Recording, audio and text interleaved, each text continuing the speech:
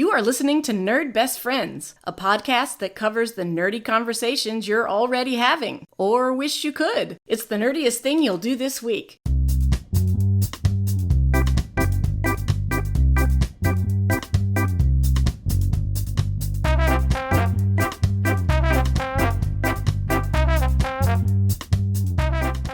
Welcome back to another episode of Nerd Best Friends. I am Analese, and I'm here with my best friend, Rob. Hey, it's me, Rob, your best friend, your super nerd, and your podcast host.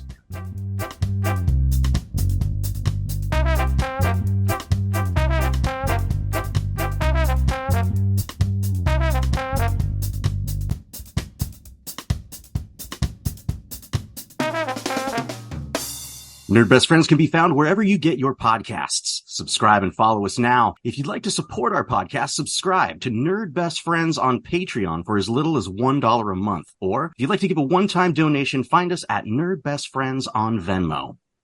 This is episode 42, and the time has finally come to nerd out about something that unites nearly everyone that has been on this podcast, marching band. And Rob, that's no joke. I think everyone but Dustin we know because of marching band. Every guest. We had guests for the Firefly show as well, Sean and Juliana. Those are not marching band people. However, both of their children are in marching band. There is still a connection there's still no more than one degree of separation. Exactly. So marching band, something very special. It is also something deemed very nerdy. And on today's episode, we're bringing on a special guest about marching band that actually holds extra significance for me. You and I, Rob, we worked together. Is really my second job, but my first job as a lead band director. I was an assistant director for 1 year prior to being hired at Rio Mesa in 2001. You and I eventually worked together at that school. We did a lot of really great things. Somewhere along the line, you acquainted with a former student who's our guest on the show today. So it's actually really cool. Talk about the big circular movement of marching band. I would like to welcome Adam Kuns to the show. Hi, I feel like I've been finally inducted into the cool kids club. I don't know about that, but ironic on a podcast called Nerd Best Friends, but I still feel that way.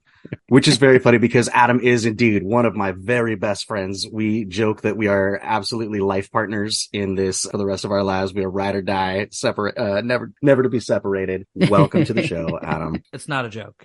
It's very factual. Oh no, I 100% believe it. The bromance is strong. And well, I will also say, Adam, I can't think of another former student that I socially hang out, do things, have a beer, go to dinner. Like what people usually say about me and Rob is that we are the male, female versions of the same person. Right. It would also make sense that in that social circle, I also consider myself a friend. Yeah, definitely. With that being said, let's go with what I like about it. Oh man, this week I wanted to make sure that we introduced Adam because he's going to chime in here. The What I Like About It segment this week is going to be about 3D printing. Now, I have been 3D printing for almost 10 years now from getting my very first 3D printer that was not good and we didn't really know what we were doing, but look at us now. The things that I like about 3D printer are mostly because they support my hobbies and they support my nerdy things that I'm doing. We're going to get back to that in the nerdiest thing that I am doing this week, but it has been an absolute game changer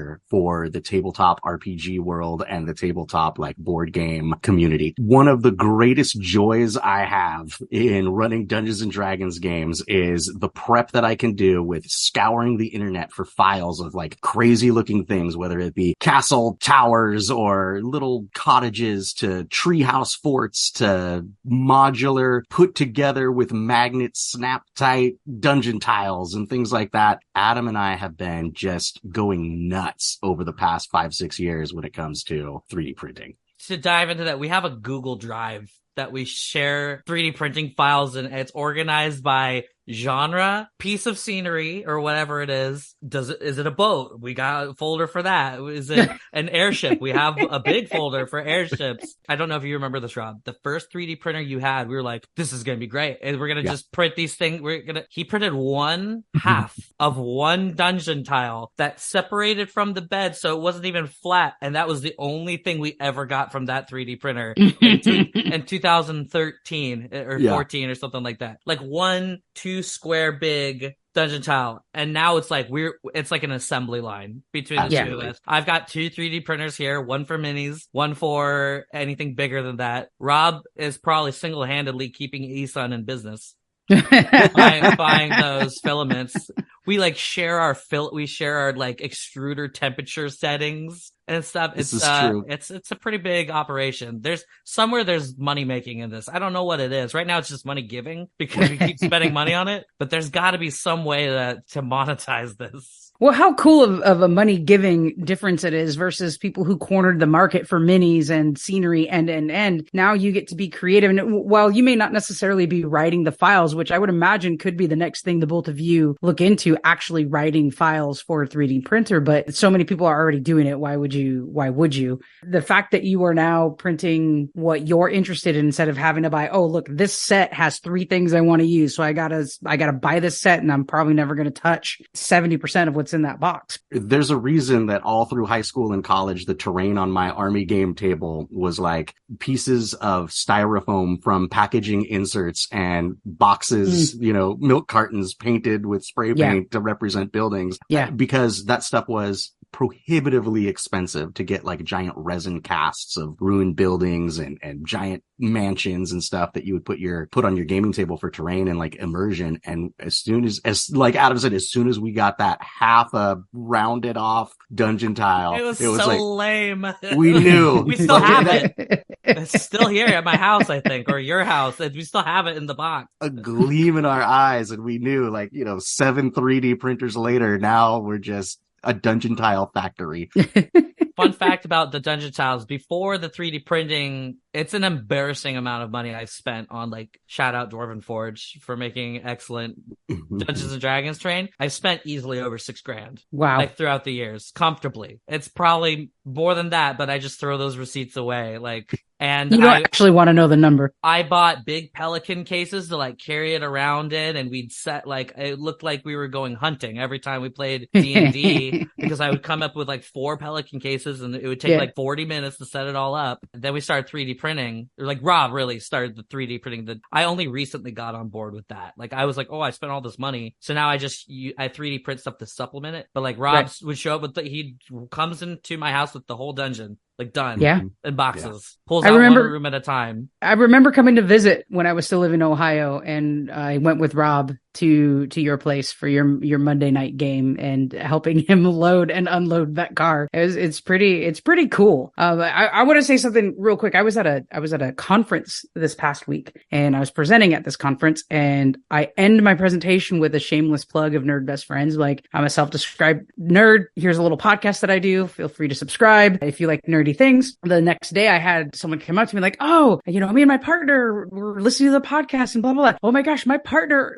also learned to play D&D during the pandemic and da, da, da, da, da. And then they had seen the pictures of our finale in Vegas, and they were just going on like, how did you get the buildings and all the da, da, da? And because, we put up pictures online, and I'm like, oh, my best friend does it. And I was swiping through pictures and showing them, they were losing their minds at the fact that you printed these buildings and painted them, and like just a lot of props to you for that whole setup made possible by 3D printing.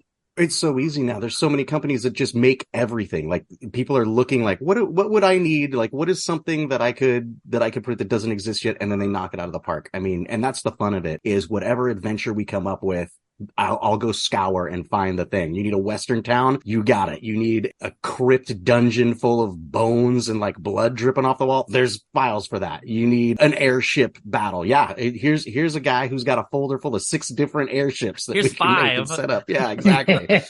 There's so much out there in that community, and it's so fun. And so many of them will give it for free, right? You'll find some pretty good stuff out there for like Creative Commons on Thingiverse, or like some of the most high quality stuff. If we're looking at like printable scenery is one of my favorites. You can get like a giant set of everything you need for like $35. I mean, it's nothing. What a time to be alive, truly. For the, I don't mind paying either. Like, I'm not gonna go buy one because I did that once. I was like, I need a ship. I paid like $60 for some podunk little, like, I don't know what it was made out of, and it like broke like the next week. Wow.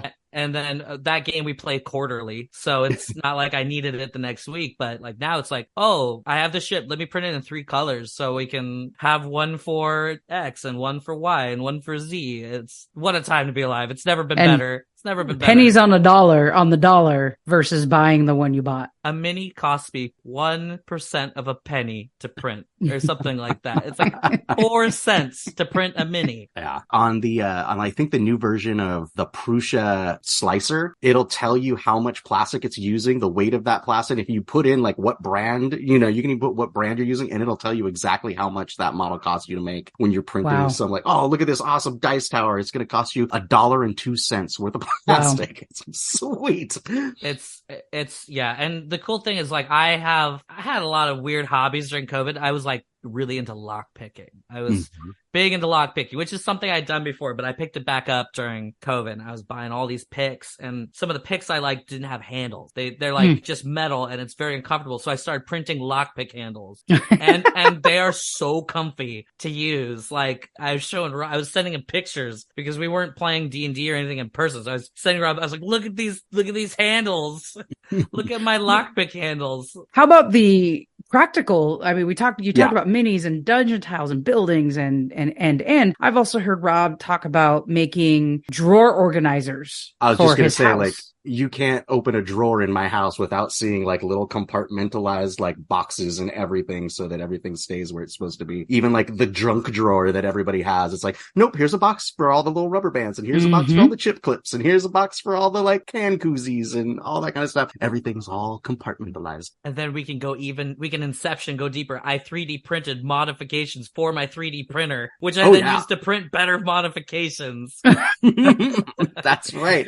A better fan shroud, an upgraded dual fan shroud. I got dual fan shroud now. Wow, I got look two at going. That. Well, and then also, Rob, you've made gifts. You've made dice towers, and you've also made like mini painting organizers. Yeah. I think you said you've made some of that where it's actually printed to fit the specific size bottles of Citadel paints and the Army Painter paints and a spot for brushes. And that's all 3D printed as well. Absolutely. That is one of my favorite things to do, is if I can find a good excuse to like make a homemade gift, right? Like, what could be nicer in your adult life? Like, everybody, like, we're all adult nerds. Like, if we see something cool we want, we usually just go get it, right? But it's a gift to like be like, hey, I thought of you. I found this. I printed it. I painted it. Like, yeah, I enjoy doing that as well. I'm also a big fan of seeing what other people come up with in terms of tabletop gameplay pieces. Here's something to hold these cards, to hold these chits for this games. And some people go as far as making them thematic. Like, here's for the Dark Tower, here's one with a skull that'll hold your little mini skulls. And here's this card holder that will hold up the villains you're playing against. And just people get really creative. I think that's also really, really cool. One of the favorite things I've seen was actually for your monk, you had the key point counter. Oh, yeah. Rob made that. I love that. I was super into that. And another one that maybe the thing that's gotten used more than anything else, we have this big like spell template thing. We must have had it for 8 or 9 years forever. That was one of the first things we made as soon as we got like a reliable printer, like our CR10 or whatever, was like, make a few of those. Nice. Rob has given more money to Creality than perhaps any investor ever could.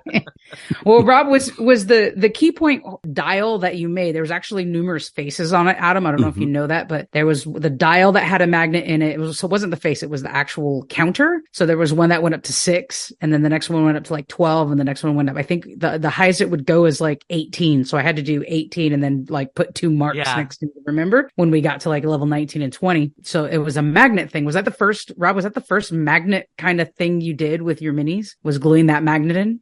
Yes and no. That was probably the first where it was like engineered to be a magnet that worked on a dial with moving parts, I think, for sure. We would do things with magnets for miniatures for years and years. Like back in my Warhammer days of college, the best thing in the world would be to have like a cake pan or like a baking sheet, and you put little magnets on all your miniatures so you can flunk them down and like transport them that way without them going all over the place and cracking into each other in the car and stuff like that. 3D printing wise, I think that might have been. And now like we've got the Hero Quest board. Your Hero Quest board, huge magnetic modular thing. It's magnets and D&D minis, affectionately in our gaming group were referred to a long time as the dream. So like magnets and 3D printing and Dungeons and Dragons, they go so well together. Now we have a never-ending supply of the dream. Wonderful. Yes, yes, we do. I have baggies and baggies and baggies of little magnets that fit perfectly up in the little lip of the miniature base. Anything else about 3D printing? No, I forgot. We're not here to talk about 3D printing. We have another topic to discuss. Although, welcome to our 3D printing podcast. And that's what you like about it. Oh, and that's what I like about it. Well, I would like to give a shout out to our new Patreon subscribers, Maria, Josh, and Sarah. Thank you for subscribing. Keep those subscriptions coming, nerds. So how about some nerd mail?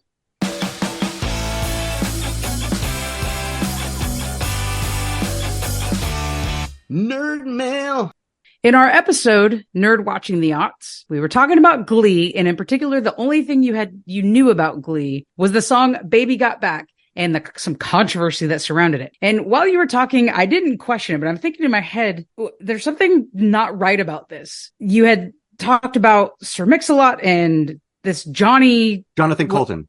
Jonathan Colton. Jonathan Colton wrote Baby Got Back, and I'm thinking, no, Sir Mix-a-Lot. No. So yeah, so I got super confused, and I think the way it came off on the podcast, we had someone write in and say like, wait, that Jonathan dude did not write Baby Got Back. J-Lo and Sir Mix-a-Lot did, blah, blah, blah, blah, blah. And then sent me a link to this article that there was a banjo-infused cover written by Jonathan Colton that Glee used. Right. The banjo cover. Yeah. So it's an acoustic cover that Jonathan Colton did. Yes. And they did. And so Glee performed the acoustic cover note for note. There's a part where Jonathan Colton had changed the word. Instead of Mix-a-Lot's in trouble, he says Johnny C's in trouble or something. Right. And the character in Glee sang that line just the same as it was. That line instead of like Mix-a-Lot. Right. They could have just been lip syncing to the Jonathan Colton version is what we were talking about. We did get some nerd mail. There was confusion about that. So wanted to just bring that up. And hey, thanks for listening and writing in, and keep that going. Podcast at nerdbestfriends.com, or find us on our social medias at nerdbestfriends.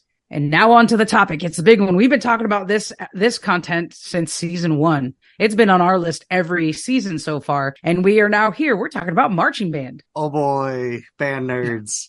Yay. That's appropriate. The school I work at, we just had our home competition literally yesterday. Oh, did you? An 104-degree Simi Valley heat, baby.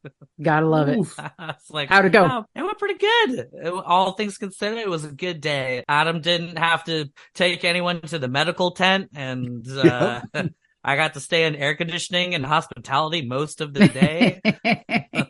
That's the way to be. I guess we performed well or whatever. I mean, there's a competition that happens in the middle of that too. Before we go on, because you mentioned it, that is something that I know it's not on our list of topics to discuss, but it should be noted that if you are not a marching band person and you're listening to this one, at every marching band competition, they have what's called hospitality, where they will set up, it's usually the parents or the band boosters of the host school where the competition is taking place will set up a room or an outside tent or some sort of venue where it is potluck or it's catered or whatever for the different marching band staffs that come to visit. So when your band kids are out getting concessions or sitting in the stands or whatever, the staffs can go to usually a shaded or air conditioned place that's just full of good food and things to drink and stuff like this. And that is a for real decision maker when you're making your marching band schedule. Who's got the best hospitality and which competitions are we going to visit? It's better food than concession food, and it's kid-free and quiet. That's what I always appreciated about the hospitality areas for directors and staff. It's how we get people to come back. Oh, 100%. That's why people keep going to the Oxnard show, because of their well-known hospitality tent. Yeah. Is it slipping? The times they are changing. I guess it has been a long time since I've been to Oxnard. Yeah, that's like literally at the beginning of the year. We're like, oh, we can't do this comp that we want to do because of XYZ. Okay, out of Bakersfield, Savannah, or Cleveland, who's got barbecue? And then we'll look at last year's hospitality and we'll say, okay, day, we're going to Cleveland and Savannah. Well, I know it's a lot different this year, not only because of that, but because of the way the championships and average scoring goes. A lot of people end up doing double days and double performances in one day to pad up their scores for championship qualification. Changed that rule this year. Oh, did they? Fun fact. If you do 2 comps in one day, only 1 score can count towards your championship's 2 scores. Okay. So you can't go throw, which, I'll be honest, hurts the school I work at, because that's what we used to do. We would hedge our bets. We'd be like, we're going to Oxnard and Moore Park, and one of these needs to be a big number, which it should be. Realistically, it's the last day of competitions, and then we get 2 big ones, and we'd go in rank 3rd, when really we're in 8th, 7th to 9th place where we should be, but we go and rank 2nd. Or 3rd or something like that from those 2 averages. So they changed that rule this year. That's interesting. People are still going to find a way to gamify it, I'm sure.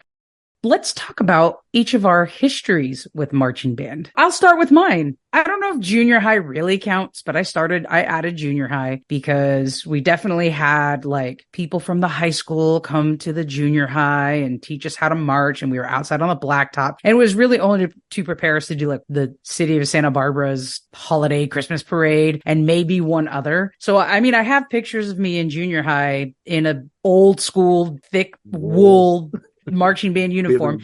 I remember liking it. I remember, being outside and the physicality of moving and playing my instrument. That's what I remember about it. So 2 years of junior high, marched all 4 years in high school. Of course, became drum major the last 2 years. Had some pretty amazing times with that. That also really led my desire to become a music educator. I don't know. I don't remember if I've told that story on the podcast, but the moment I stood on the podium to my sophomore year of high school to audition to be drum major was the moment I realized I wanted to be a music educator. It was just kind of like a click in my head of, oh my gosh, this feels like the right thing to do. Just something about picking. I think we even conducted with batons for that audition, which made no sense for marching band, but I vividly remember just stepping on that wood podium and just this is what I want to do. So 4 years of high school, I did go to USC just to march in the Trojan marching band. So I got to do that for 4 years. I spent 15 years as a music educator at the high school level. Different schools, different realms. One school I was band and choir. I was the only music teacher. One school I was just the choir, then both, and then just the band. At one school I was an assistant director. When I went to get my doctorate, I spent 4 years on the university staff. I was staff member at the University of Toledo and got to experience teaching the college level and what that was like, and the athletic bands, which are a different beast at the college level than they are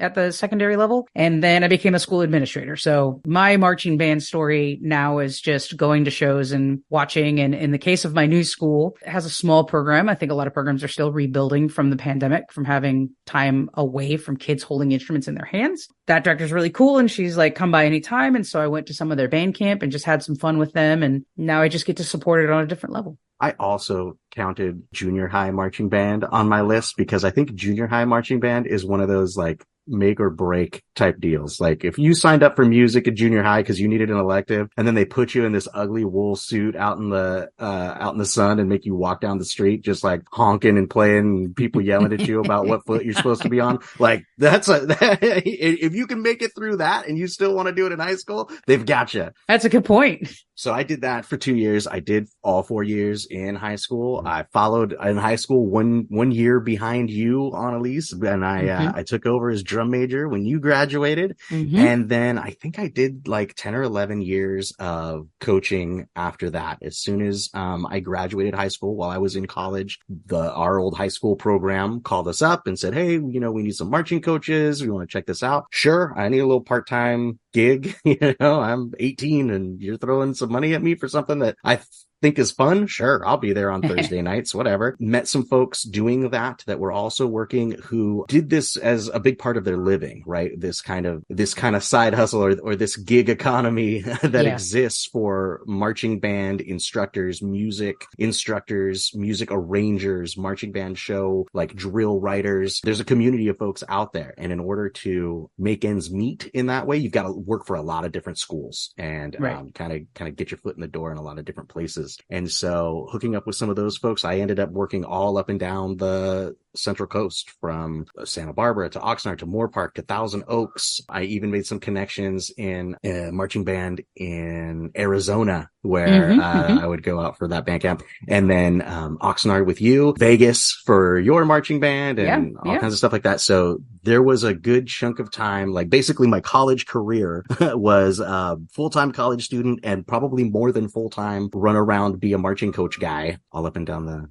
Central Coast. And then took a break for a while, got married, after we got married and had a kid, and I hadn't been in it for a few years. And then I think it was Adam got me back into it after a few years later. He reeled me back in because he was working at a place with another friend of ours, Danny. And they said, oh, we're back at Rio Mesa. They got a new marching band director there, and we need a drill rider. Would you consider doing this? I'm like, oh, for you guys, you got it. Let's do this. And I remember like writing drill in the summer, all spread out on my kitchen table with drill sheets, and Andrew being like a newborn in his car seat on the table, like rocking his little car seat with one hand and writing drill with the other hand for that show. I'll just tell a quick story and then turn it back over to Adam. But that was where, because our friend Danny had got us in there and Adam was working there, like, oh, I remember Adam, it's been, 10 years since I saw you or whatever, blah, blah, blah, blah, blah. And then we dropped something, D&D reference. And Adam's like, you play Dungeons and Dragons? I'm like, oh yeah, dude, I've been playing Dungeons and Dragons. And that's where we started like, oh, we got to start a game. We're going to do this. And I think like 2 days later, Adam got fired from that gig. Yep. So now.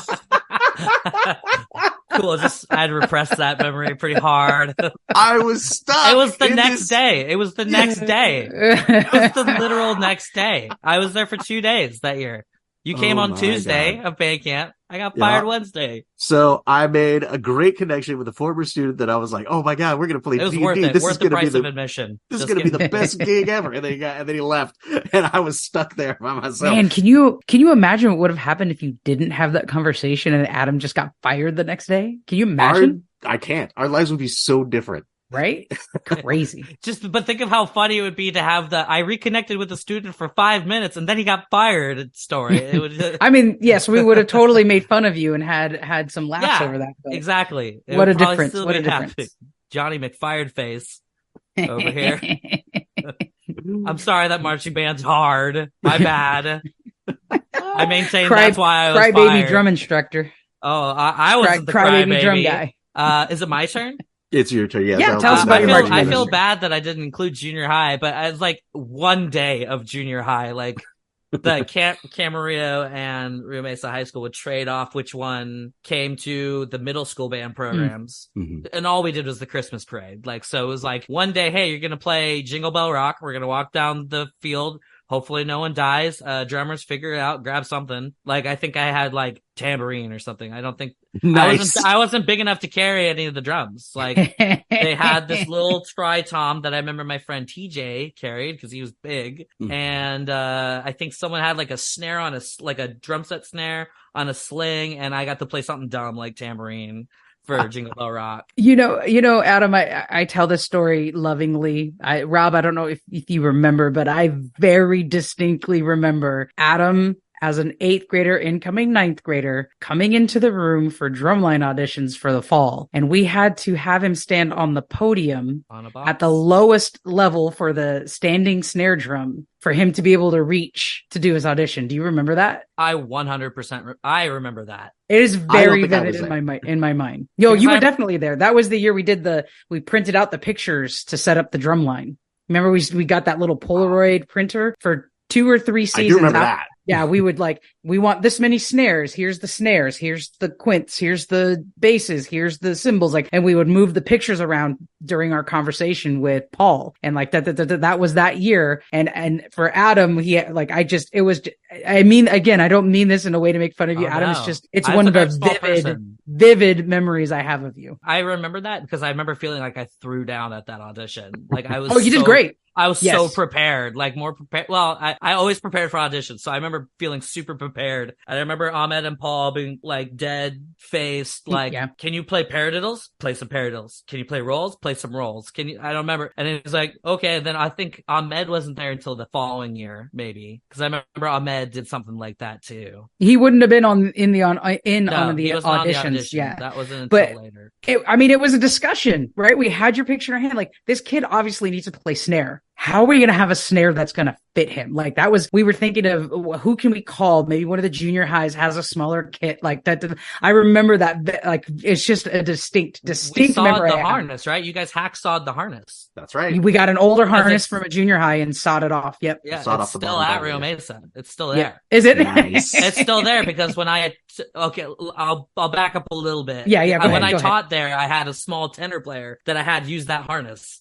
Oh, how Nice. funny. Yeah, so funny. I did 4 years of high school marching band. I got to play snare all 4 years, which I loved. I did 3 years of Winterline. I'll count that separately because Mhm. that's kind of like a more drum centric thing. Yes. I don't know if it counts, but DCI, I marched and wore a drum. I did that for 2 years. It counts. 'Cause I didn't have a college marching band. I went to Cal State Northridge, which no longer has a marching band. Which is the crazy. bummer because they used to be They used like to cream of the slam. crop. Yeah, used when to I was a slam. kid, we would look forward to the comp where Northridge would come and Yes. play because they were Yes. hot. Yeah. Shout out Gary Pratt and Lance Delgado, who was the drumline guy there when they were. Yeah. Still got Yeah. Yeah. Lance still got Yeah, Lance Delgado. I've taught about 7 to 8, I guess 7.025 years. Or 7.0001. It's like 8.0025 years of marching band at a couple different schools in Ventura County. Helped design shows. I didn't write drill, but I did help. I've helped write music, and I try to negotiate. So I'm designing the percussion part of the show, like writing all the drumline music. I've taught DCI for a bunch of years. That was super, super fun. I love that. That's a totally different thing, but it's still definitely all the familiar sights and sounds of marching band and that. And then I also, with Danny Pena and with other people I've taught, open and world class, WGI groups. very cool. That's super fun. Winter Drumline has a special place in my heart. I agree. I love yeah. Winter Drumline. I think Winter Drumline it can be more fun than marching band. It's a smaller group, but Yeah. but I mean, you rehearse and work equal amount of hours for that thing. So you get a really tight group, with a Winter Drumline. There's no grade Well, attached to it, so the only way you show up is if you care. Yeah. In my opinion, Yeah. like one in theory, right? The only reason you should be there is if you want to do it. It's marching band adjacent, a competition format that was born out of marching band, which is born out of military, which is born out of wartime. Like, you can trace back the origins of marching band in that way. What I really liked about, indoor drumline competitions is just the structure of the environment being indoors, being able to be much more creative with the show design, more props, more levels, more. And that I think actually then informed marching band, where you see now a lot of those upper level and big props and big structures on the field in marching band competitions. I think they informed each other throughout the years. Yeah. And also, Totally. I mean, another thing that I think is, I know this isn't the Winter Drumline podcast, but judges being closer to the actual thing that's happening, it makes a big difference. Like all of a sudden your face is not hidden behind a shako. Typically. Yeah. So it's a full body performance art at that point. It's not just you and your instrument. You got to have the facial expressions, the body, especially now you have to have you got to be able to move your body well. Yeah. It's a full thematic performance. Yes. Yeah. Some group in I think it was Avon High School, one of these huge world class winning, I think they call it percussive theater. That would make sense. I mean, there's so much dance infused in there now where good lines will have dance instructors as part of their staff. Yeah. Shout out 10 years of Irish dance that did nothing for me in terms of modern dance styles. Well, it did lots for you in terms of your footwork. Oh, you you never sure. struggled with drill. No matter what Rob threw at you, your feet were fine. Oh, and that man. was an advantage you had over your peers. Those were the days. Yeah. Those were the days. And then age happened. What do you like about it? We can start with you this time, Rob. What do you like about marching band? It's something that you just touched on, kind of that history of the militaristic background of marching band, right? Like the reason why we have marching bands is because we had bugle players and drummers that would march along with the soldiers and give instructional cues from the command with loud instruments so that soldiers could do what they needed to do coordinated in coordination. So that part of it goes throughout till modern day. There is a preciseness, or a precision, I guess is the actual word. There's a precision.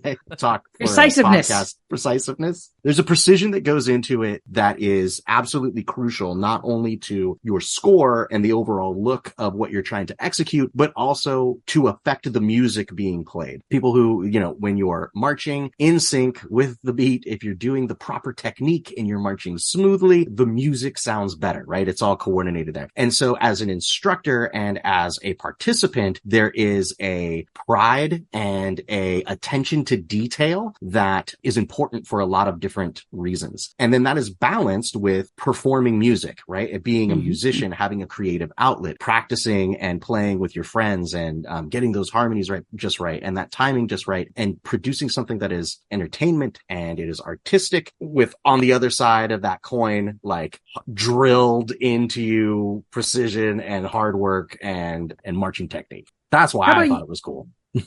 And how about you, Adam? One of the things I like, especially about marching band more than maybe any other, I think specifically high school, like extracurriculars, it brings people from like all different sorts of backgrounds. Like, yes, you have like the nerdy band kids, but there's jocks, there's the introverts, the extroverts, the theater kids. Like, everybody can be part of marching band if you have some musical background. Like, you know what I mean? I also love the fact that everyone matters equally on the field. So there are no like Kobe Bryants in marching band. There's no Michael Jordans. There's no Wayne Gretzky's. Doesn't matter if you have like a star alto sax player. Everyone else on alto sax still needs to know their music, or it is not, the effect does not happen, right? Everyone's got to be there's like a level of personal responsibility in marching band that maybe less so in some other team activities. And I really like that. Like, one of the things I like to say is like that everyone matters on the field, and the only rule is that you can't stay the same from one rehearsal to the next. You have to get better. Yeah. So like staying the same is not an option. You can't sit on or like, I know all my music, I'm the star trumpet player. There's always something to get better at in marching band.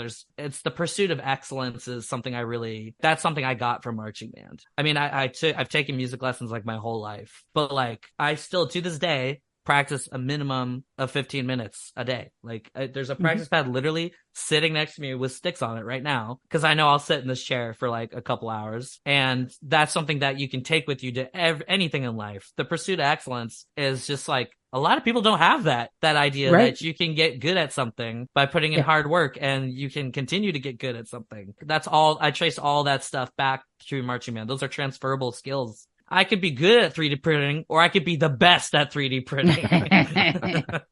And you don't have to be the best. I think that speaks to what you're saying, is everybody matters equally. As long as you're getting better and you have that pursuit of excellence in a marching band, you'll never stick out. If you're sticking out, you're doing it wrong. So the idea is that rising tide lifts all ships. The more excellent each individual is, the better the show is as a whole. No one should be sticking out. Yeah. And then as you become better, you get kids that become section leaders, and then they're empowering others in their section to do the same thing. It's a feedback loop of positive reinforcement and positive behaviors. Yes. So that's what I really love about marching band, like in particular. The good ones, right? The good ones will build that culture from upperclassmen to underclassmen to build that excellence, to make them feel welcome and make them understand their importance to the group and lift them. Nobody doesn't matter, so to speak. You can't hide. There's no hiding. Yeah, I would trace that little sentence back to you. You can't hide someone. I mean, I guess you could throw them behind a prop or something. But that's definitely happened. Which we have definitely done. Yeah. Hey, we're going to make this awesome drum rack for you to play on. And for you to push. Yes, for you to move. Will I need my drum? No, you won't need that. No. You go ahead and put that down. Look at all these things you're going to have hanging off of it. Yeah. Oh, man. So I guess, in theory, right? Like, To be part of the ensemble is to matter. But even we just kind of went on a little funny haha bit, but the reality is even those kids matter. Even kids that get put on a drum rack still have to know their parts and perform it with excellence. Exactly. Everyone's at different levels. Like, no one's expecting you to come in as a freshman and be as good as a senior, like, who's done it for 4 years, but you have to get better. That's the pursuit that you got to get better. At least you will get better. If your instructors are good and it's a good program, you will. Well, my reasons why I like marching band echo both of yours for many reasons. I tended to go through my adolescence pretty clueless. I wanted to be in band, so I showed up to band camp and I really liked it. I'm a big fan of sports, so it was physicality of sports, but also with my instrument. I didn't know what the heck I was doing. I didn't know what we were doing. We have to put this uniform on. Okay, I got to buy these shoes. I'll buy these shoes. I just kind of went along. The impact for me was the Monday morning after our first, I don't know if it was a football game or competition, and we're sitting in the band room. Mr. Garsky rolls in the TV monitor and throws in a VHS of the show. And I went, oh, this is a whole thing. Just my mind was blown. My little 14-year-old brain was blown at the fact that this one little thing that I was doing and everyone else doing their own little one thing, and we were all doing it together, created this picture and story on the screen. I had no idea that that's what it was. And I was hooked from that moment on. I've definitely used lots of analogies to sports and teams build the same way. You want to improve throughout the season in order to get competitive towards the end of the season. You want to keep improving. We talked about 1% improvement every day. You want to get 1% better every single day, right? It's very similar to sports, but the big difference is you have a basketball game or a football game or a soccer game. You miss a shot, you miss a goal, you miss a pass, you make a mistake. You have a chance to do it again. You have 4 quarters or 2 halves or whatever it may be to redeem that mistake you made. And that's the battle. That's the longevity and mental battle in an athletic contest. When you're in marching band, that step, that movement, that note comes by once, and that's it. And then the show ends and you get to perform it again another time, but not in front of those judges, not in that moment, and not like, it just is so much more high stakes added into the physical component about it, which is what I really loved about it. And then as I became an educator and putting together shows, what I liked about it shifted because, especially working with my best friend, some of the most fun moments that I remember, I remember winning. Yeah, I remember these great shows. We have YouTube videos and DVDs of them to remember, and funny moments when things happen. But what I really remember is those goosebump moments when we created the ideas and when they flowed out of us and argued about it and just in the weeds about how we're going to design a show until boom, the big idea comes and we all we know it's the idea. There's just that goosebump infusing moments. And then even more so seeing it brought to life. As a student being part of that whole and getting all those life skill sets, I very much attribute any of my successes to the things I learned in marching band, to as an educator, being able to use my creativeness in a way with a team of people I trusted to create something special for students to also have that experience. So yeah, it's a tangible thing. Like all 3 of us have done design, right? And created the creative work of making a show and coming up with that idea that is like, okay, for the next 6 months of our lives, this is the plan. And we got to make it work. And we've got to make it work with this ragtag bunch of teenagers that are coming from all different stress points and lives and neighborhoods and opportunities. There's a true sense of pride that you can take on that end by the skills and the hard work that you put these kids through when it actually pays off. And then just that idea of like, hey, this was my idea and people are clapping for it and kids are excited about it and they're making memories that are going to last them forever. And hey, we did that for these kids. Yeah, 100%. Let's talk about that. We've gone into the realm of performance and performing the actual show. What's the favorite show you've performed? Adam, you can go first on this one. What's the favorite show you've performed? Am I allowed to enter multiple things here? There's no rules. Hysteria has to be. Here's why I loved Hysteria. We didn't know how good we were. At no point during that season, did we have any idea what we were doing was good. We knew we were clean because Paul didn't yell at us all the time, right? we knew we were clean because like we did grid every rehearsal for 40 minutes. So like until we went to that first comp, which I don't think we got first, I think we got second behind Sultana High School. I will never forget. I mean, I'm telling you, snapshots in the head. And we started beefing that show out because we only did 3/4 of it or something like that at that first comp. It was just like everyone was just yes-anding, but like the Winter Drumline version, we just did whatever we were told for the most part. And then all of a sudden we're like winning stuff. Like it was a really weird sensation. Let's back up on that Hysteria show. Do you remember what the tunes were? Like give us a I Want to Hold Your Hand by the Beatles. We had New Kids on the Block. We had JT. We had it was JT. The Right Stuff, right? Was The Right Stuff. There you go. That's what it was. Okay. I couldn't think of the title. You're right. We had JT. You're missing one from earlier. I'm missing one from earlier. I mean, I could play the opener for you on this because it went 60s, 70s, 80s, 90s, right? Yeah. Beatles. Yeah. I thought, 70s. oh, that's right. No, we went into some, it was the ballad. What is it? I said I Want to Hold Your Hand. Oh, did you? Yeah, that was the Beatles one. Oh, okay, all right. I Want to Hold Your Hand. The Right Stuff. JT, I can't think of the name of the song though. You're missing the 70s one, right? Sonny and Cher? No. Was it Sonny and Cher? No. So there's a. What am I so there you go. That's what I couldn't think of as the ballad. I could sing in my head. That's right. And then we did the techno remix at the end of all of them mashed together. And we also had the Jackson 5 in there. Do you remember that? Oh, there was a little Easter egg. Bum bum ba bum bum. Yeah. Bum bum. Oh, like a transition or something that we did, right? We had an Easter egg. That was the beginning of the ballad. Yeah, that was right at the beginning of the ballad. Yep, it went right into the ballad. And I remember we were just like got so into that show. We came up with all these super fun visuals, like the snare. We wore flame blue and black and white. We had a costume change for every day. Yeah, yes, we did. I remember snares came up. We threw down the snare solo. It wasn't really that hard, but we played it really clean. And then we gave the judges the call me visual at the end of it. And I remember we only did that like the last 2 shows, and Paul thought it was like the funniest thing ever. He loved it. Like, so we'd be like, call me. And then we turn around and then we go backstage, like doing things like that, I will tell you this. I remember the drumline failing horrendously at trying to do the Beatles head nod. Oh, that's right. You guys couldn't do it. It was so funny. Like I can't do it to this day. It doesn't work while marching in time. It doesn't like we all looked like we had a tick. Yes.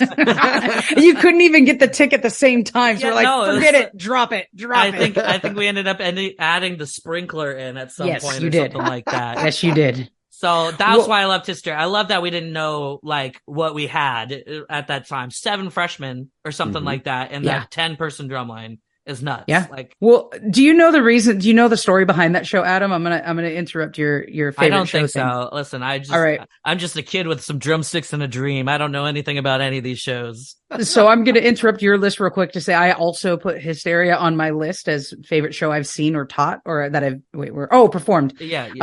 It's in my list of one of the favorite shows I taught, and here's the reason why. I'm 20 years old and failing music history at USC because the music history classes are taught by music historians who wanted nothing more than to torture students, and I don't mean that lightly. That's a fact. No, that's a fact. They took joy in making fun of those of us that did not do anything, like did nothing else but understand expositions and of classical music, and the tests would be if you weren't super into isometric motets, they would get all up in your business. If you couldn't listen to 20 seconds and know like not just who it was by, what year it was, what symphony it was a part of, the reasons why it was written by the left hand or the right hand, or the reason why they used quail ink instead of regular ink. Like you had to know stuff that was beyond need, and it frustrated me, especially as a music educator. This is not helping me become a better teacher, right? So here I am getting D's, and I've always been a smartass. I always have been. This is just who I am. So, it's like 1998. Give or take. And we have to write a chapter in a book for a music history text 50 years in the future, which is not too far from where we're at now,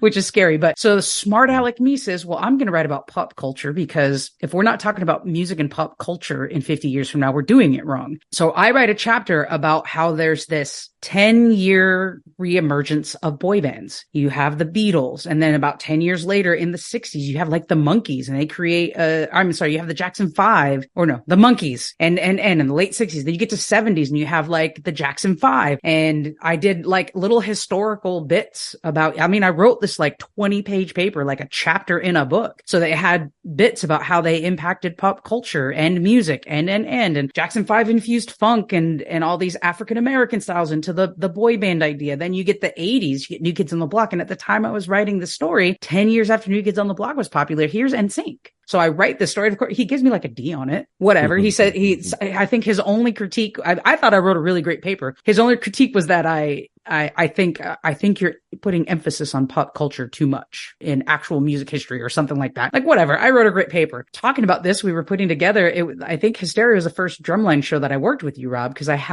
you were still working for San Marcos at the time. We did Kiss the year before. You were part of Kiss? Show. I was not. Okay. That was the year before. Right. I was there. Yeah, I think you helped with the visual stuff on Kiss because I had just kind of hired on the staff that was already at Rio Mesa. So I think I brought you on to do some of it, but this was the marching band show that fall, the Mambo show was the first show we worked on together, and this was the first drumline show where you were my head of design. And Paul came on. It was definitely Kiss. We designed. Did Paul teach Kiss too? Yeah, we designed that from the ground up. My freshman year marching band show was Miss Saigon. Yes. Yeah. But the Mambo show would have been before you, Adam. Right. That was the year before. So I have my years wrong. I stand corrected, but this was one where we were trying to figure out a thing. And I don't remember, Rob, how much of this paper I told you about, but just this idea of boy bands every decade. Mm-hmm. And that's what started putting together this show based off of the paper I got a D on in music history at USC. Awesome. And called Hysteria because boy bands cause mass hysteria. I think it's a brilliant show, and I would think so, even if I didn't know the story behind it. That's a good call. I loved Billy Joel the next year. Like, Billy Joel was so cool because it was like, oh, we've got this slam and drumline. What if we designed the show like loosely, just let our drumline run roughshod over the show, and we were like rewarded for it, and that felt really cool. Like, freshly off of a gold medal, this drumline, all the same. Not one person graduated or quit. Yeah, and so all of a sudden we're going out and winning sweepstakes percussion, like at competitions, and competing against juggernauts like Thousand Oaks High School and beating them in percussion and stuff like that. And oh my gosh, can I just tell you, like, to be an instructor and go up against a school that like I've worked for before, like as a marching tech, because they were so big and so good, that was the only place they had for me. And then coming back, designing a show and just beating the crap out of that huge band is really awesome. Yeah. Oh man. We definitely took a few risks for that show, including costumes and sending uniforms, following Miss Saigon as well. I thank you for that. The t-shirt and the vest was much better in 100-degree heat than the snowmen, the snowmen Rio Mesa uniforms. Yeah, that was a fun show. We definitely designed it around the drumline. And I remember being at championships and they announced high percussion. They announced before they do the top 3 or the top 6 or something like that. So they do guard. We got like, I don't remember, 7th, I think, or something like that. Band wise, we got 7th. Mm-hmm. There's a lot of really 6th good. 7th, I don't quite remember. There's a lot of really good 2A bands playing like a lot of really hard music, which doesn't make sense. And then they're like going through the scores and they're okay. Now it's time for our high percussion award. Our high percussion with a score of 93.9. Rio Mesa High School. And my dad has a video of me with my high school girlfriend and like 2 of the drummers, and we're like freaking out. Like, we're like, what was the number he read? And I've heard, maybe you can corroborate the story for me, that when you guys got the sheets, Paul was just looking at the drum score, like the score, because this is what I've heard from Danny Pena, and he just turns around that to Danny Pena and he's like, do you see the score? Oh yeah, that score was unheard of for a 2A band at Southern California Championships. Like, you don't see scores that high. At least you didn't at the time. Second place was 71. Yeah. So we 20 pointed second place, which is incredible. Like, and I guess the next year, which I love the Four Horsemen show too. Like, that was like the culmination of that drumline era, I think. Only 13 pointing second place just didn't feel the same. And it was like it's like Paul doesn't show a lot of emotion. Paul was the drumline instructor when I was there. Your contemporary. And he was like a pretty like stone faced, very serious guy. Instructor anyway. He is an he absolute, really isn't. Oh yeah, instructor. But Well, to me, crack up in real to young life. Adam, he was very serious. Yes. Very serious. Yes. All business all the time with Paul. Yes. And like I just remember him being like kind of like wild, like giddy, like super happy about that. And then I remember him getting emotional after the Four Horsemen show, or no, as we were going on the field, because that was his last time teaching with us. That was he knew he was going on. So we're like getting ready to walk on the field. We're like, why is Paul crying? Like, what's going on? And then we went and threw down for Paul at that show. So the Billy Joel show being good and like being rewarded for being good was super, super cool. And that was a fun show. Well, I'll say the favorite show I ever performed, it's historical. It's kids are performing it now today in the same manner that I did. And that's the pregame show at USC. Was designed somewhere in the 70s and it changes a little bit, but the structure of it does not. That pregame show ends with a halftime march and Traveler streaming across the field. That was always fun times when Traveler being the horse. They bring the pro rider and the horse to band camp. So the horse gets used to the loud sounds and they practice that. And you'll see him wigging out a little bit and the trainers are there to help him through it. And it's so much preparation for that pregame. It is the same so thing. Much animal abuse in preparation for this pregame. No abuse. It's just loud noises. They're just startled. I still get teary eyed when I see, the Trojans spell out and they're marching halftime just down the field towards the audience. And here comes Traveler streaming through. The opening, the fanfare at the beginning is the same. It's the entire band across the back sideline and the drum major comes in and stabs the field with the sword. And there's just a lot of fanfare to it. I remember another very vivid memory is my first home game. Again, I knew I wanted to be in the USC band, but I didn't know what it meant to be in front of 80,000 people in the LA Coliseum. And here I am, and it's just cardinal and gold everywhere. And we start fanfare and just tears start streaming down my face. I'm like, I gotta focus. I gotta start moving soon. Pregame at USC is something special, and it's one of those things that I can't believe that I got to do. So I put that as the favorite show I've performed. What about you, Rob? Yeah. What year was Tower of Power that we performed? Was that your senior year? That was my senior year. That was kind of that was the show that put our school on the map in terms of marching band. Yeah, that show was absolutely incredible. When you talk about how Adam mentioned, like we designed the show around the strengths of the band, right? The strength. And that for that show, that Billy Joel shoulder, he mentioned like we knew our drumline was the best thing we had going. So it's like when we designed this show musically, there's going to be awesome drum breaks and everything. The drum solo is going to be our most impactful piece. Yeah. Those things. That Tower of Power show, it was the brass. Like that, those band directors and those designers knew like the strength of this band is the brass and those trumpets. Yeah. And then followed by the drum line and then followed by this just very interesting individual that we went to school with. His name was Parsa. And he was an Olympic water polo goalie, but also a kick-ass saxophone player. Yeah. And so there is definitely a part where that show just breaks down completely. And this dude rips like a perfect sax solo in the middle of the thing, plus a bunch of trumpet solos and just incredible brass work that I remember working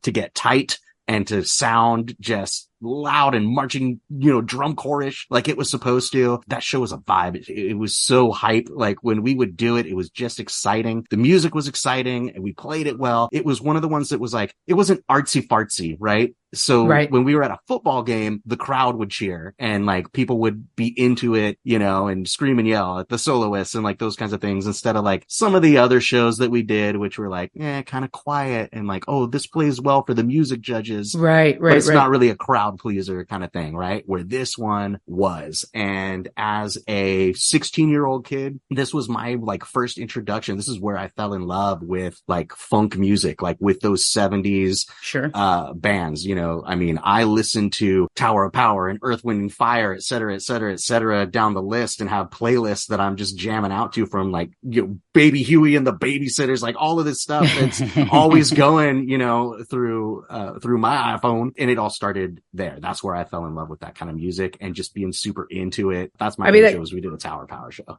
I ranked that show with Hysteria. It was just ego and edge and in your face. I will say it wasn't just the high brass. We had an oddly strong low brass. I think we had 4 marching tubas and Cody Westheimer on tuba. Baritone. Yeah. Marching baritones and a strong trombone section. Like that brass, high and low brass was legit that year. And they just cashed in on that 100%. Even altered some of Tower of Power's writings so that it would be stronger for the brass and ending. I remember the ballad ending with a little that was added in from another Tower of Power song just to push on that high brass even more. There was nothing fancy about it.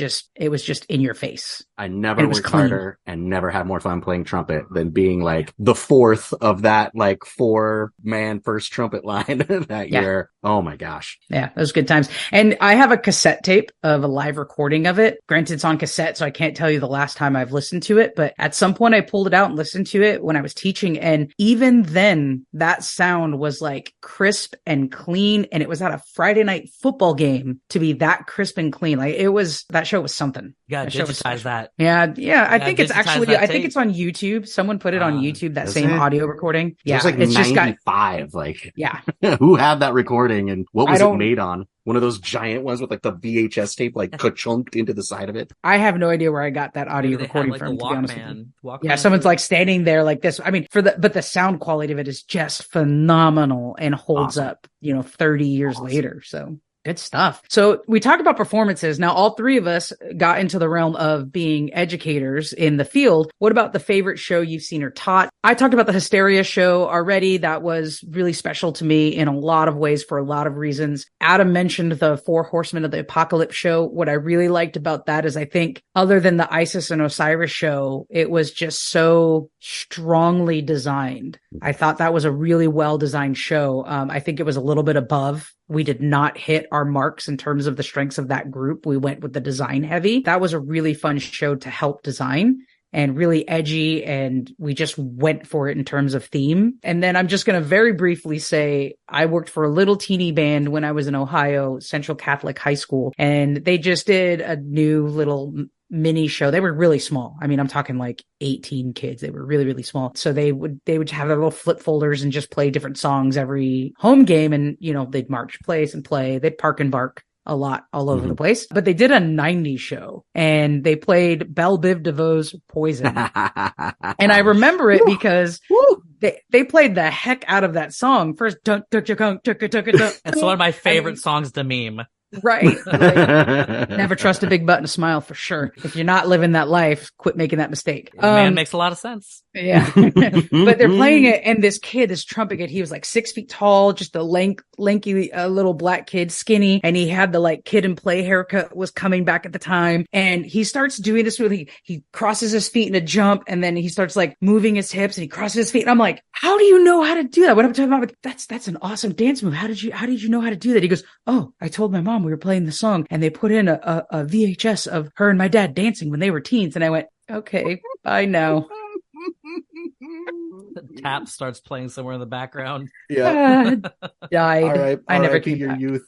Yeah. For real. But you know what? It was fun. And it was fun watching them have fun. We said, dance, go to YouTube and watch 90s stuff and dance. And that's what he did. He went home and said, Mom, I want to learn a 90s dance. So, marching band does not have to be in your face and competitive and we win everywhere. All of that has its own level of fun. Sometimes you just have fun. You play something and you put on a show for people at halftime of a football game, and it's equally as valid. I'm going to cheat. I'm going to mention 2. And the first one's going to be a drumline show. So then I'll mention a true marching band show as well on mine. But of course, it is the Osiris drum show. Oh, this yes. show was an absolute monument in real time for Rob's hubris. Like, I had earned at that school with you, Analese, the amount of trust through that Kiss show and that Hysteria show that I could do whatever I wanted and I made a Dungeons and Dragons game on really the did. freaking You really court. did. It was a dungeon. It had moving props and styles. It had monsters. It had it had The Lord of fight Undeath. scenes with swords and stuff. Like it was Rob gone wild, imagination wise, like 100% creative control. And did it do very well? No. But is it my favorite? Yeah, it is absolutely my favorite. Hey, we because were on par to it win the gold represents- medal that year, and we got duped. We got duped. To be fair, 100%. we played. I felt at least Drumline, a Pit for sure too, but like we played the snot out of that show. Like Max and I played every day at lunch. We'd play through that show. I'd be like, well, can we make this harder? Yeah, let's change it. Let's make it harder and not tell anyone. And and like it was, I mean, that was like probably the best I think the Real Mace Drumline ever played. Was probably that show. The technicality of that show was head and shoulders above Hysteria, Yeah. and they played the crap out of that championship day show. We got duped by the judges saying, you're fine with your musicality. You need to fix your timing so you don't get a penalty. So what did we do that last rehearsal before championships is we timed it. We coming ran in, it timed like it a coming out. NASCAR pit crew. I will Yes. never I forget remember that. the stopwatch and everything, like Yes. in and out and in We had and out. parents there like sweating their Yeah. brains out, like helping us get stuff on and off the court. We focused on that instead of the technicality because they told us we were fine. And then they docked us on the technicality at championships. They duped us. There Pitt was also just, had a rough run at championships. I remember that. It wasn't as good. unfortunately. You're right. But I You're do right. remember doing laps around the gym to like run it Fix the because we timing. came in one side, we came inside one, and then Yep. we ran through the Rio Mesa gym out the outside door, and then we just walked it back around through the basketball Yep, court and did to it do again. Yeah. Oh, it was Yep. good times. I mean, But that and was a good show. It was too complicated. There was too much going on. It was a 5-act structure of a hero's journey that ended with a boss fight. It was like, it was so big. It was so much going on. Too many moving pieces. We had 10-foot-high stilts. The We had a boss fight 12-foot Osiris come out at the end for the with a boss fight. skull mask and a giant Uh-huh. cloak on stilts, like doing the whole thing. And we had a Could have been 8 warrior. foot. who had- Could have been Well, 8 we feet could tall, only buy with one 12. set of stilts because we weren't professionals. We Oh, got I thought they 6 foot- changed. I thought they changed size. We did not buy That's- anything that fancy. Oh man. We bought simple stilts at 6-foot stilts on a 6-foot kid. Yeah, they were drywall stilts. Mhm. And that poor kid had to try to learn how to use them. Oh, Yeah, man. he did great. He only fell once. I remember he only mildly concussed himself one time. He also, Dave, Oh, the concuss wasn't from the fall. The it concuss was was both. from getting It hit was in the both. head. I've talked, no, I remember David getting hit in the head, like hard. Yes. Yeah, he got a little cut from the There- pole. Oh, in a fight scene? And Yeah, the fight scene the when, opener. when Osiris gets murdered in Act 1. This is what I'm talking about. There was no show. This is the show there's no better metaphor for who Rob is as a designer and creative than that drum show. Do you remember we had to cut out a whole act because it was too long? We had to cut out the act where Isis is dancing around and gathering the different parts of the skeleton and bringing it to the center of the. We had to cut out a whole Yeah, that's right. It was the 90-second fourth act or something like.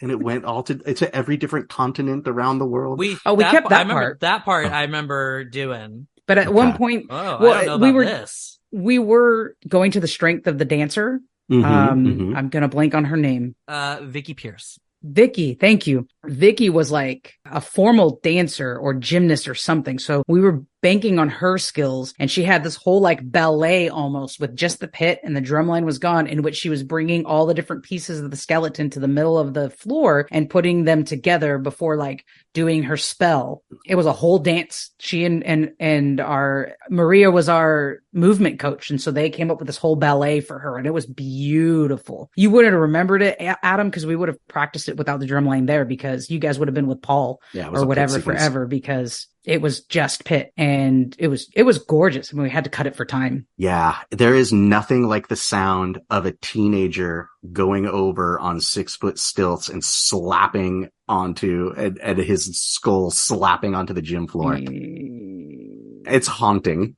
We thank you, David. Oh man. But that show was great. Also, shout out to the rack, the electronic drum pad rack that sometime it didn't work at every comp until the last 2, I think. We got all the pads working. Pew, pew, pew, pew, pew, pew, pew, pew, pew, pew, pew, Even that pew. was pretty clean. Oh yeah. Yeah, Even when it that was worked and it pretty came through. Oh no, it was Well- clear. I just remember us fighting the little drum module. I remember we had to have Lizelle come out and tweak the drum module, like Yeah. at least one. Yeah. Oh yeah. I remember Yeah. like, and it had like exposed wires, had Mhm. exposed wires hanging out of it, and like, oh, good It was time. just hooked up to a car battery that was Yes, like sitting on the that's- side oh, and that's a right. box spray painted That black. thing was so. I remember having to do that. When they spun it, I remember having to do the drill move where somehow the short kid ended up on the outside. You had the long run. Yep. It was crazy. It felt really good, but Yep, and I remember the time that the battery came unclipped and like as it was spinning, the battery, like the centrifugal force, the battery swung out and was hanging by the wires and like whipped somebody in the ankle. Good times. Good times. What about But that's you have? but that's the drumline show. I Yeah. do want to go back to that Billy Joel show because I was very proud of us for that one as well. That was one where Analese and I sat down and we looked at what had gone the year before. We looked at what could we do with what we had, and we were looking at the uniforms, which I don't know if you know, Analese, how old those uniforms were. They were pretty old At that time, yeah. but they 20 were or 30 very years. out of date. They sort of had, if I remember correctly, they kind of had like a Spanish conquistador Yes. kind of style to them. like a Yeah. Spanish conquistador snowman. Yeah. It's kinda and, Kind of. and so that kind of limited the themes that you could do with it. And so, you were still fairly new and we were getting together as a creative team and thought like, what would we do if we could just wipe the slate clean and start over and just build from scratch? Yeah. On a very tight budget. So a lot of that came from, well, we can't buy new uniforms. So let's just do regular clothes, but make it so that it's a theme. We'll buy costume shop hard hats and like orange vests. And they were like, well, for the props, we'll do just a bunch of like, orange cones and street signs and caution tape and stuff. And if worse comes to worse, we'll just go out at night and steal that stuff from the side of the freeway. Like that was the level of design we were at that point. And it worked out. I think it worked out wonderfully, right? When we came, it looked different than anyone else in those shows at the time. Everybody else was coming out in their big wool costumes and their shakos and their plumes. And we came out as construction crew in white t-shirts and jeans and fluorescent vests and hard hats, setting up road signs and putting together, putting out cones and then playing a fun rock show. Right, of music that was familiar to everybody. So that was a fun one, but that one I have fond memories because that was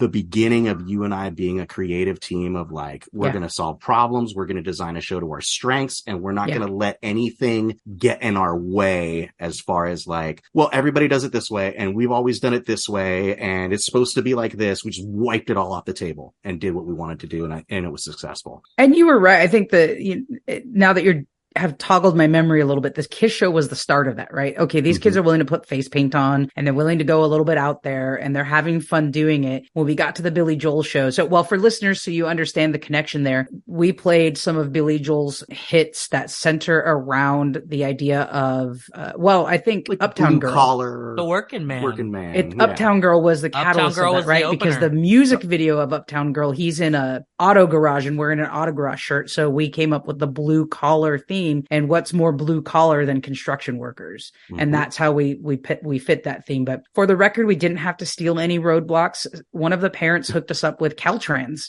And they lent us actual blinking yellow lights and I call them horses. I don't think they're called horses. Oh, like the sawhorse. The sawhorse. There we signs, go. Yeah. The actual like roadblocks. And what I thought was really brilliant about that show, you're right, Rob, that was the start of us really saying, what do we have and how can we make this successful? Because we created those props and those things to kind of frame in the fact that we were a smaller band. Yeah. In that we were in the 2A division, but we were the low end of the 2A division where like at the time 2A went from like 61 to I think 91 or something like that. It was like the real big bands in 2A were, 20, 30 people bigger than us. So we framed it in with your design, which was brilliant because it made us look like a big band and it made us look successful. And I will also say Maria designed beautiful color guard uniforms that year. I think they were my favorite of all the shows. They were just a black skin tight with orange reflected reflective like stripe, not horizontal, like diagonal. It looked like we like just wrapped them in tape, like candy striped them in tape, but it was actually built into the costume. Every little piece of that was so well thought out that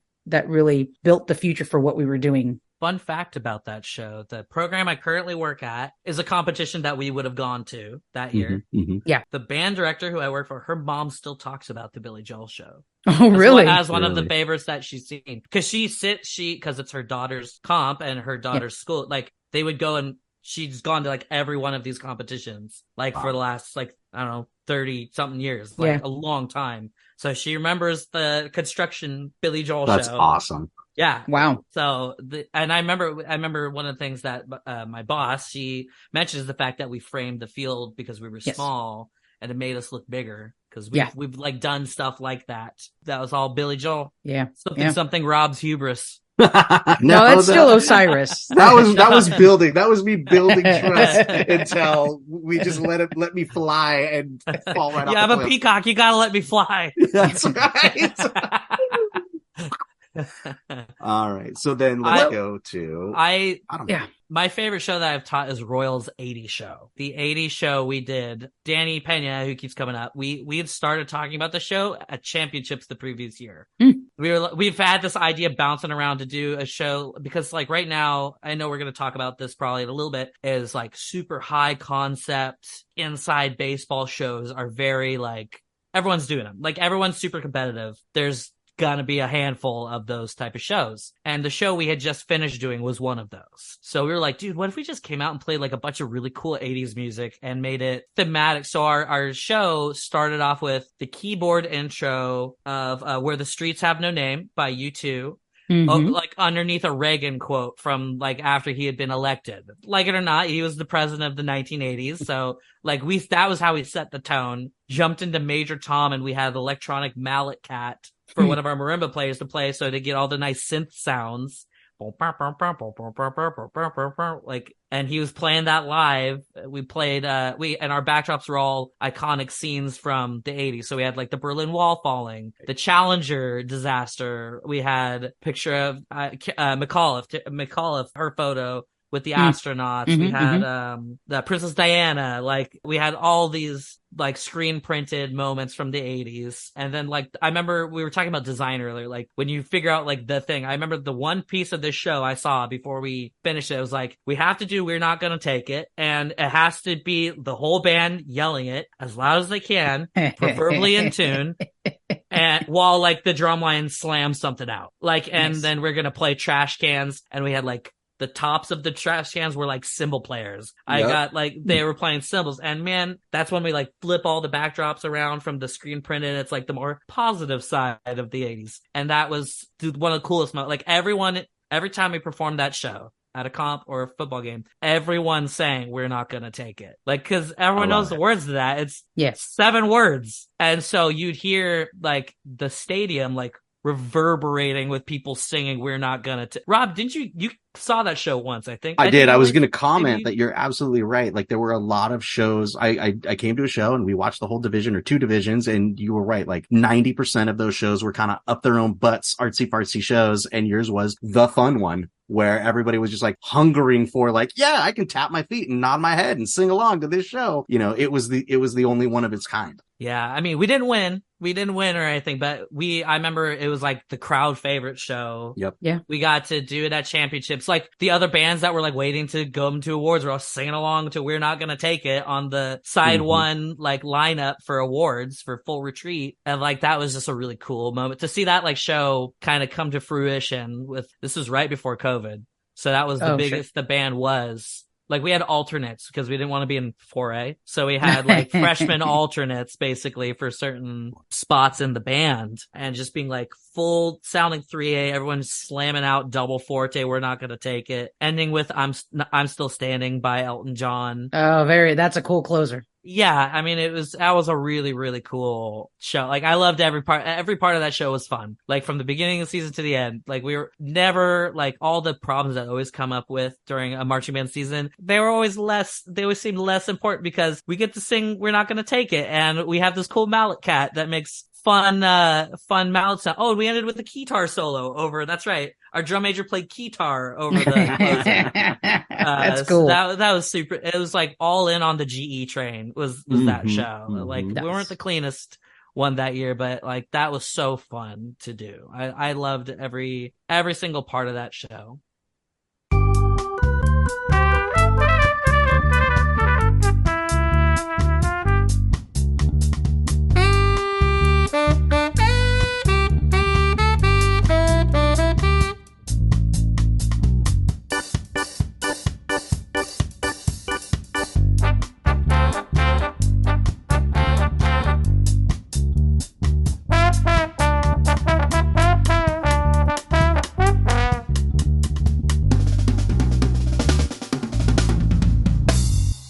All right, my friends, that takes us to the end of our marching band conversation, but we are not done with the show yet because every episode we do our favorite segment, What's the Nerdiest Thing You Did This Week? And we will start with our guest, Adam. I did a marching band competition this week. I played D&D, printed some stuff on the 3D printer, and somehow none of that is the nerdiest thing I did this week. Oh boy. This week and for the last few weeks, I've been running a fantasy football team, and I'm telling you, Two fantasy football teams. I have been referred to. I'm the director of personnel for these two teams. We have so I'll tell you, it's Rob's fantasy football team. That's what it is. And we have a standing meeting on Tuesday evenings before after the games. Before the waiver wire acquisitions go through, where we sit here, we talk about moves that we can make. We look at whose players get dropped. I check defense matchups. And I mean, to say that I've gotten into the weeds would be a gross understatement. Like, I mean, I spend, I would say 70% of my time that I'm not actively working looking up which players had good weeks, what's an average, what average reception is Marquise Brown getting through week 4? Like, oh, he's getting 11 targets a game. This looks good for Maria. Let's pick him up. Like, Maria, don't make this trade with Cooper Kupp because he's coming back week 5. And aren't we glad we did that? We got banged we're getting banged right now. We're getting absolutely raked over the coals. I have not looked at the scores since we started this podcast, but the New Orleans defense was banging us last time I looked. So we'll see. Like right now we're kind of on a tear, and that's just like devoting all my energy towards this player acquisitions, trades. It's been fun. You're going to be mad when you see the Joe Burrow numbers this week too. Don't like the sound of that. That's tough. That's real tough. But Adam is downplaying the nerdiness of this. Like, if any of you know, like, have played like Dungeons and Dragons and you play like online with your friends and you go onto your Zoom meeting or your Discord and like you change your name to your character name and stuff like that. We've turned this fantasy football league into another role playing game where he comes on as the director of I'll come in as like director of player development. And stuff like that. And we basically have this other role-playing game that we play. We take interviews from each other and answer questions.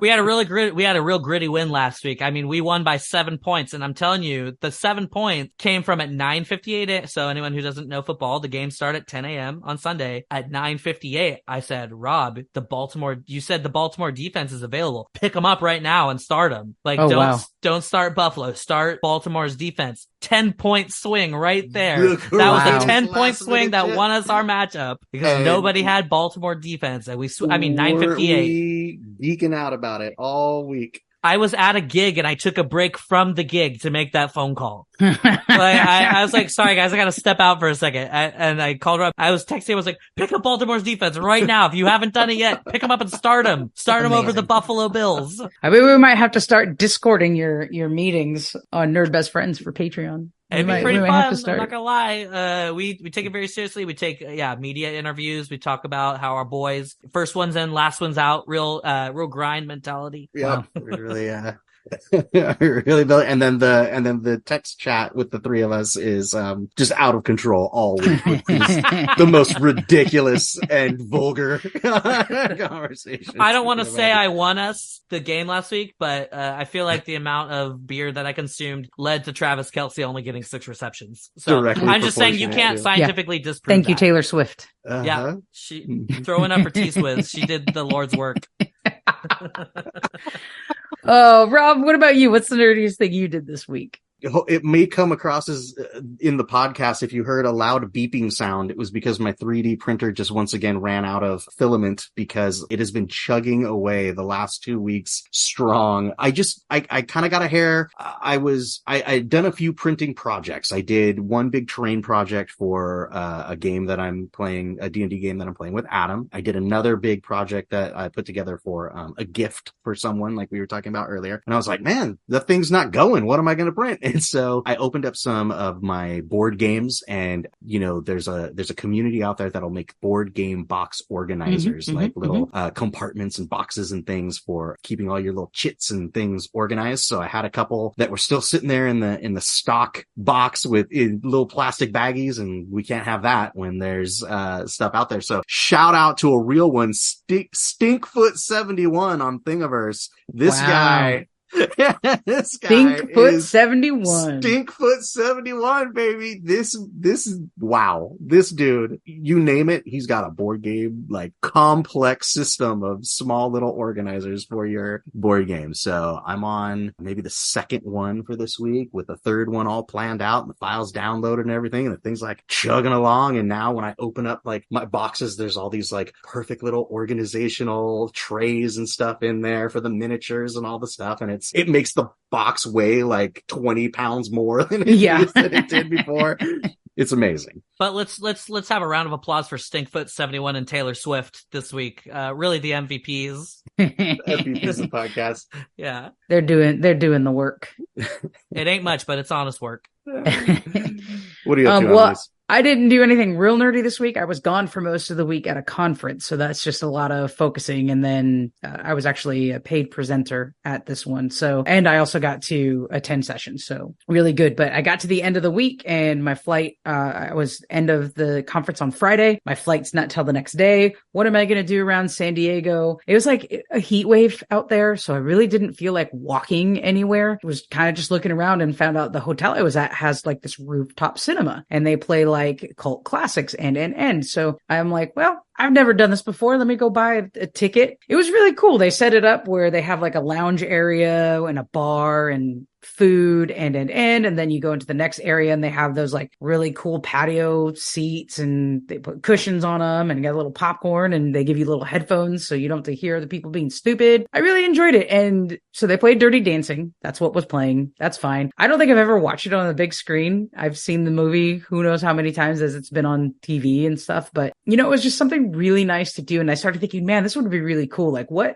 amazing nerd movies would I want to sit on a rooftop with people and watch? Like how cool would this be? So I will see myself finding more of these in the future because I thought it was a really cool experience. Especially this is a company that set it up for the hotel. It wasn't the hotel running it. So they're called Rooftop Cinema Club. And I had a real good time watching a cult classic. That's cool. Star Wars Under the Stars. That'd be super Star fun. Wars would be amazing, right? Harry Potter would be amazing. Like I kept thinking of movies that would be really cool to watch in this format. Well, it's not an open bar, but they had the bar. You could get up and go get drinks as you wanted. Could you get food as you imagine? wanted. I can. On to our next episode. So guess who's coming back? America's favorite teenager. America's favorite teen nerd, Andrew, will be back on our next episode for our annual segment. I've seen this before. We will fulfill Rob's wish of actually bringing Star Wars to the podcast as we compare Star Wars Episode 4, A New Hope, with Harry Potter and the Sorcerer's Stone. This is one of my favorite episodes we do every year. Remember to subscribe, share, and give us that 5-star rating wherever you get your podcasts. Follow us on social media platforms at NerdBestFriends or send a message by writing to podcast@nerdbestfriends.com. Don't forget, patreon.com/nerdbestfriends as well. Support our show and keep listening. Thank you, Adam. Adam has been great having you on the show. Oh my gosh, I talking had so Martin much fun. Listen, man, if you ever talk about Lord of the Rings, put me in, coach. Like, Oh, we're doing it. It'll go. I've been pushing that for 3 years now. It's happening. It's funny. You talked about the essay you wrote. I'm like, I feel like I haven't written an essay in a while. I bet I could write a very nice essay about the parallels of Theoden and Treebeard as they relate to each other from both the natural and man-made sides of Two Towers. Oh my God. Now this is the content I'm here for. You just made Rob the happiest person on the face of the earth.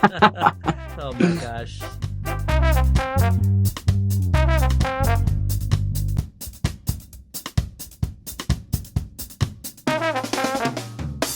was the song Baby's Got, why can't I say that? Baby Got Back